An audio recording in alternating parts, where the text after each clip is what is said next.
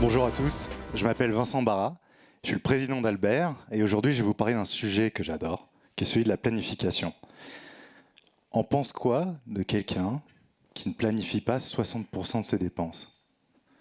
On se dit qu'il est fou, ou alors qu'il a beaucoup trop d'argent, en tout cas qu'il n'est pas très bien organisé sur ses finances personnelles. Et bien ça, c'est 9 entreprises sur 10. Pourquoi? Parce qu'elles ne planifient pas leurs ressources humaines. Et les ressources humaines, c'est justement 60% de leurs dépenses. Ça veut dire qu'aujourd'hui, en entreprise, on est capable de piloter au quart d'euro près la compta, le budget, la supply chain, les ventes, le marketing. Mais l'actif le plus important, les hommes et les femmes de l'entreprise, celui-là, on ne le pilote pas.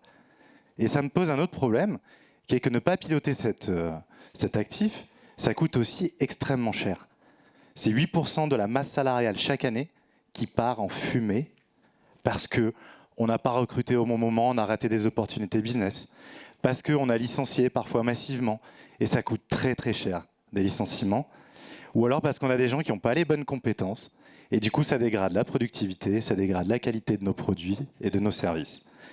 Ça, je le sais parce qu'en fait, pendant 10 ans, j'ai mis en place des démarches de planification des ressources humaines dans des grands groupes, et ça s'appelle le Strategic Workforce Planning, le SWP, et j'ai cherché partout la bonne solution qui me permettrait de rendre ça fluide et de rendre ça pérenne.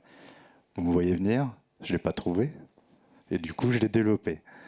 Et ça s'appelle Albert. La promesse d'Albert, c'est de disposer des bonnes personnes aux bons endroits, avec les bonnes compétences, au bon moment, et surtout au bon coût, qu'ils soient en interne ou en externe. La valeur ajoutée de notre produit, elle tient dans plusieurs choses. La première, c'est qu'il faut savoir que la donnée RH notamment, mais pas que, est extrêmement dispersée dans la plupart des entreprises. Il y en a dans les SIRH, il y en a dans les outils de learning, il y en a dans la paye qui est souvent locale, et l'information sur les externes, comme elle n'est pas gérée par les RH, elle est encore ailleurs. Donc déjà, il y a une première vertu à tout rassembler au même endroit. Ensuite, les gens à qui on s'adresse, ils n'ont pas des compétences nécessairement en modélisation. Ils n'ont pas forcément ni le temps ni l'envie de construire des modèles et des algorithmes prédictifs qui vont pouvoir anticiper les départs en retraite, les fins de contrat, le turnover, etc.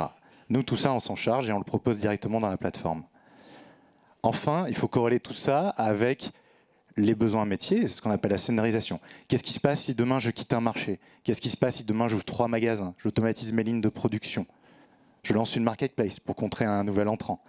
Ben, tout ça, c'est des questions qu'on ne peut pas prédire, on n'a pas de boule de cristal, mais qu'on peut anticiper et surtout commencer à mentaliser ou à préparer l'impact sur les personnes que ça aurait si un de ces scénarios se déroule. Puis derrière, ça nous permet de voir où est-ce qu'on a des trous dans la raquette, d'agir. Et agir, ça veut dire quoi? Ça veut dire où est-ce qu'il faut recruter, où est-ce qu'il faut former, où est-ce qu'il faut envoyer en mobilité, etc. Alors je dis on depuis tout à l'heure parce qu'en fait, il n'y a pas que moi. Moi, j'ai fait ça dans une vie antérieure, c'est ma deuxième entreprise.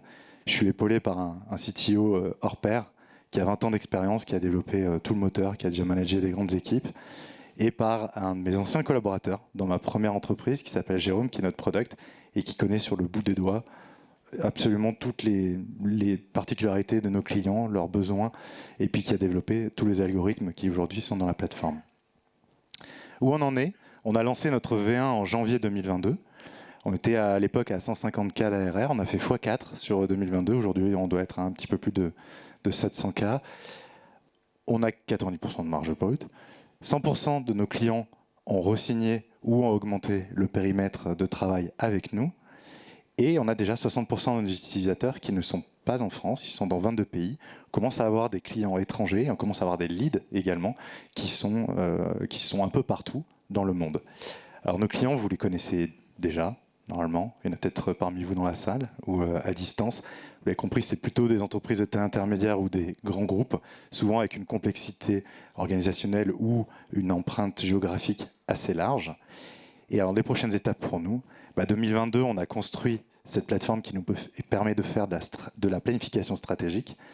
2023, on va aller sur un horizon temporel un tout petit peu plus court, on va aller sur le terrain de la planification opérationnelle. Et on va également finaliser une levée de fonds qui est en cours, on est plutôt sur la fin. On peut se parler après mon intervention si vous voulez. 2024 sera placé sous le signe de l'international et 2025, l'objectif c'est de devenir un leader dans la catégorie du People Analytics. Donc voilà, ce marché de la planification des ressources humaines, le SWP, c'est un marché énorme mondial parce qu'il concerne tous les secteurs. Un marché de 30 milliards. C'est un marché qui, pendant 10 ans, a été complètement délaissé, qui a été très peu, ou voire pas du tout, outillé, équipé, instrumenté, et qui attendait son véritable GPS, son Waze des ressources humaines. Et bien ce GPS, aujourd'hui, il existe, et il s'appelle Albert. Merci beaucoup.